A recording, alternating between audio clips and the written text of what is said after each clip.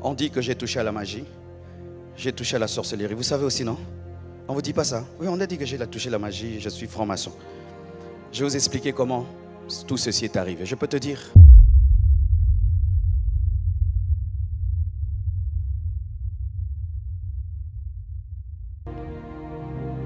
J'aimerais terminer. Beaucoup de gens, quand ils ont vu l'explosion du ministère qu'on a eu, on dit que j'ai touché à la magie, j'ai touché à la sorcellerie. Vous savez aussi, non? On ne vous dit pas ça? Oui, on a dit que j'ai touché à la magie, je suis franc-maçon. Je vais vous expliquer comment tout ceci est arrivé. Je peux te dire, voici comment toutes ces choses sont arrivées. Un jour, je suis allé à Paris. Et je devais décider de commencer des églises compassion. J'entends la voix de Dieu qui me dit, ce n'est pas le moment. Tu n'ouvres pas des églises compassion. Pendant un temps, tu vas travailler pour les autres églises. Et au temps de Dieu, en mon temps, tu le feras. Je reçois la révélation seul, à l'instant, un prophète. Les gens disent que je ne crois pas au prophète. Moi, je crois au prophète, mais au vrai prophète. Si tu es faux, je ne te croirai pas. Moi, les prophètes au numéro de téléphone, oh, ton père s'appelle, je ne crois pas à ça. Le Saint-Esprit, ça va me dire mes chaussures. Tu veux m'acheter des chaussures ou comment? Mais je crois au vrai prophète. Si tu es vrai prophète, je crois en toi. Mais si tu es des prophètes des détails inutiles, je ne crois pas à toi. Ça, c'est la blague. Amen. Hein? Alors, le prophète, je suis à la maison. Dans ma chambre, Dieu m'interdit de commencer des églises. Le prophète qui est en Italie m'appelle à l'instant. Il me dit, Dieu m'a dit que tu ne commences pas des églises, ce n'est pas le moment, tu dois travailler pour les autres églises. Les mêmes mots, la même phrase. J'ai dit, waouh! J'ai dit, prophète, tu es prophète. J'appelle mon équipe, j'ai dit, on ne commence pas les églises. Tout le monde était prêt, on a arrêté. Et on a commencé à travailler pour les autres. Et puis un jour, je vois une vision, je vois l'atomium. L'atomium, vous connaissez l'atomium? Cette statue-là qui est à Bruxelles, qui a des formes comme ça. Je vois cette statue qui remplit la terre. Et puis Dieu me dit, ton ministère va commencer sur le plan international à Bruxelles et puis il va se répandre sur toute la terre. Et voilà que je suis ici. Alors,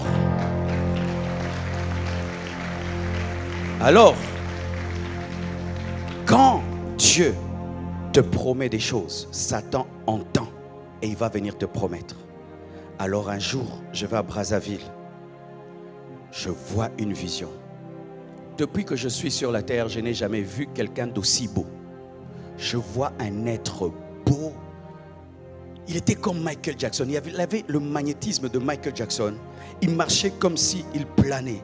Il était beau, il était fier. Et je le regardais. J'ai dit, quelle beauté. C'était un homme, mais il était comme une femme. Et il venait. Et derrière lui, il y avait une foule, une très, très, très grande foule. Tout le monde l'admirait. Et la foule le suivait. Et je l'ai vu s'approcher. Et j'étais ébloui. J'étais comme séduit. Et puis l'esprit m'a dit, Marcelo, c'est Lucifer. J'ai dit, oh, beau comme ça. Le make-up a commencé par Satan. Il se déguise en ange de lumière parce qu'il a beaucoup de boutons.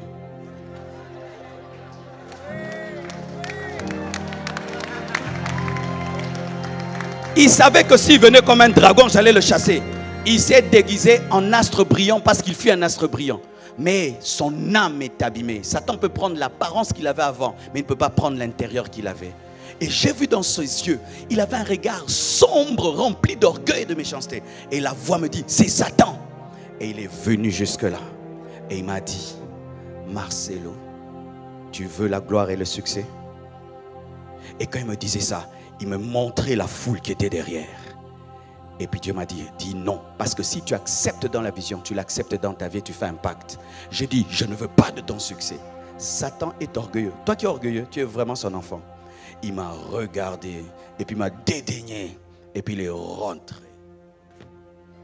Et quand il est parti, toute la foule qui venait est partie avec lui. C'était sa queue. Il a amené la foule. Et la foule le suivait, il est parti. Il arrive loin, il se retourne. Et me regarde, me dit, tu es bête. D'autres pasteurs comme toi vont accepter. Et puis il est parti. La Bible nous dit qu'il a proposé à Jésus. Il a dit quoi? Si tu m'adores, je te donne la gloire. Si tu as un futur, Satan viendra avant ton futur pour te proposer ton futur, qui est ton futur, te faisant croire que lui te donne ton futur alors que c'est ton futur. Voyons même.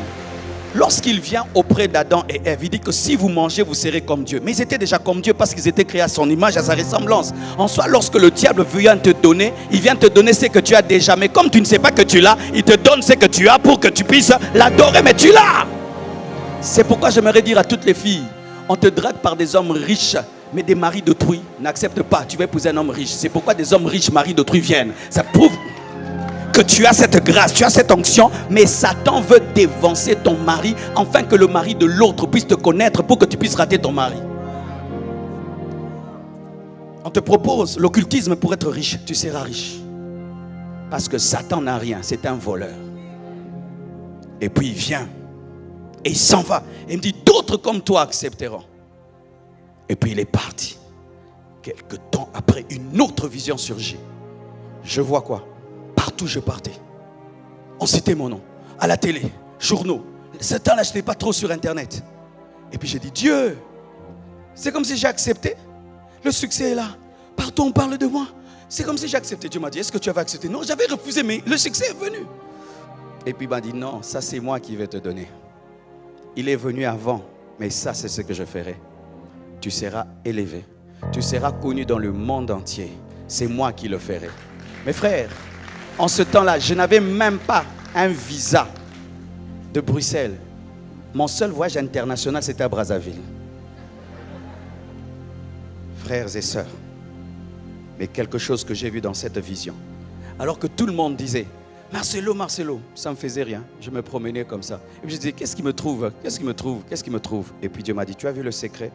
Si tu veux que cette élévation soit gardée, demeure humble, demeure simple.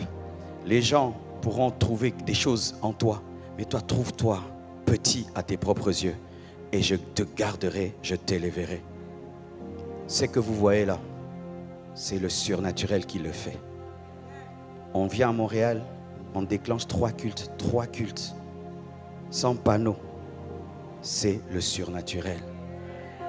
Vous n'avez pas besoin de magie, vous n'avez pas besoin de Satan, vous avez besoin de Dieu. Écoutez-les. Obéissez, attendez, il le fera. Et lorsqu'il se révèle à toi, tu dois pratiquer tout ce qu'il t'a montré. Le jour que je vais m'enfler, toutes ces choses vont disparaître. C'est pourquoi tu peux me trouver extraordinaire, mais moi je me trouve très petit à mes propres yeux. Je suis le frère Marcelo, je suis ton frère, je suis ton frère, je suis ton frère. Je ne suis pas extraordinaire, je n'ai pas un Saint-Esprit meilleur que le tien, mais Dieu a eu pitié de moi pour que je me tienne ici pendant que toi tu dis Amen. Dis Amen.